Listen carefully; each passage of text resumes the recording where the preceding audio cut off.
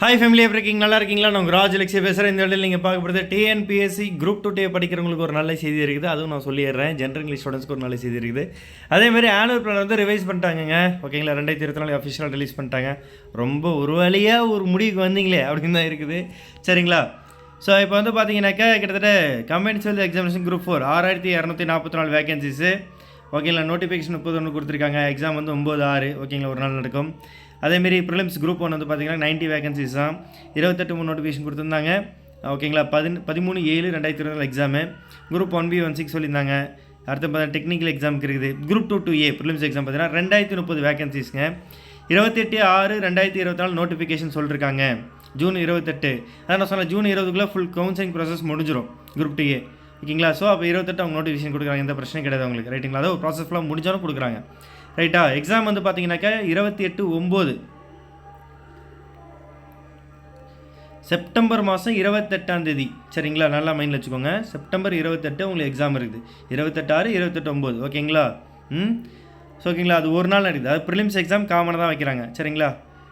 அதுக்கப்புறம் வந்து பார்த்திங்கன்னா நமக்கு தேவையான நேராக போய் பார்த்துருவோம். இப்போ மெயின்ஸில் வந்து பார்த்திங்கன்னா இங்கே தான் ட்விஸ்ட் இருக்குது. இப்போ குரூப் 1க்கு வந்து பார்த்திங்கன்னா ப்ரிலிம்ஸ்க்கு வந்து இதெல்லாம் உங்களுக்கு தெரியும். ஓகேங்களா? குரூப் 1 மெயின்ஸுக்கு உங்களுக்கு தெரியும். அதெல்லாம் ஆல்ரெடி இருந்ததே தான் இருக்குது. குரூப் 1C 1B விட்டுருவோம், 1CA விட்டுருவோம். சரிங்களா? குரூப் 2A பார்த்தீங்கன்னாக்க ப்ரிலிமினரிக்கு வந்து உங்களுக்கு தெரியும் ஜென்ரல் ஸ்டடீஸு, மேக்ஸு. ஓகே இது சொல்லிடுறேன், சொல்ல மாட்டோம் கூட தப்பில்ல.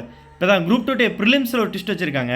என்னன்னாக்க ஜென்ரல் ஸ்டடீஸு டிகிரி லெவலில் அப்ஜெக்டிவ் டைப்பு ஓகேங்களா, ப்ளஸ் மேக்ஸ் இருக்குது. ஓகேங்களா? மேக்ஸு 10th லெவலில் இருக்குது. அடுத்தது உங்களுக்கு general Tamil or general English. தெய்வமே தெய்வமே, இனிமே நிம்மதியாக இருக்கலாம் தெய்வமே. சரிங்களா? ஜென்ரல் இங்கிலீஷ் இருக்குதுங்க, சந்தோஷமாக நீங்கள் படிக்கலாம். ஆனால் இதில் SSLC லெவல்னு போட்டிருக்காங்க. ஆனால் உங்களுக்கு 12th வரைக்கும் இருக்கிற எல்லா கொஷின்ஸும் கேட்பாங்க. நியூ புக்ஸ் மட்டும் படித்தா போதும். சரிங்களா?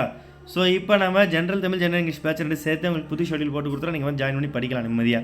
சரிங்களா? ஸோ மேக்ஸ் இருக்குது, ஜிஎஸ் இருக்குது, ஜென்ரல் தமிழ் இருக்குது, ஜென்ரல் இங்கிலீஷ் இருக்குது. இங்கே ஜென்ரல் தமிழ் 100 கொஸ்டின் சூஸ் பண்ணலாம். அப்படி இல்லை ஜென்ரல் இங்கிலீஷ் 100 கொஸ்டின் சூஸ் பண்ணிக்கலாம்.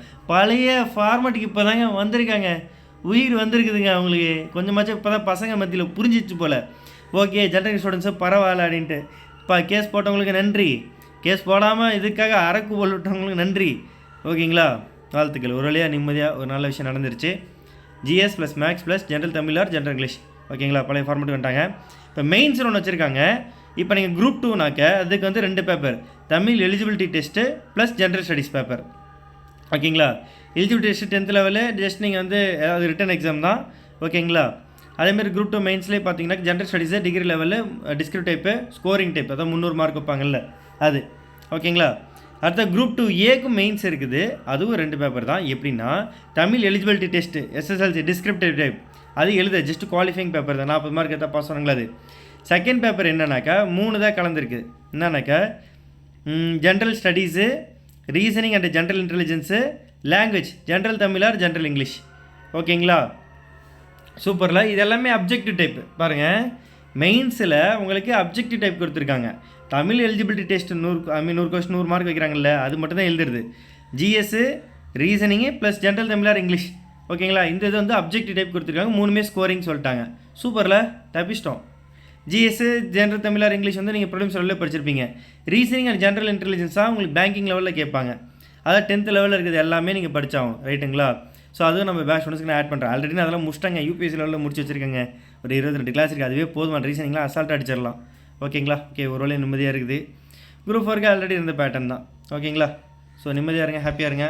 இதுக்கான ஷெடியூல் வந்து அவைலபிளாக இருக்குது. ஜாயின் பண்ணிக்கோங்க, கோர்ஸ் ஜாயின் பண்ணிக்கலாம். ஓகேவா? By from take all the best.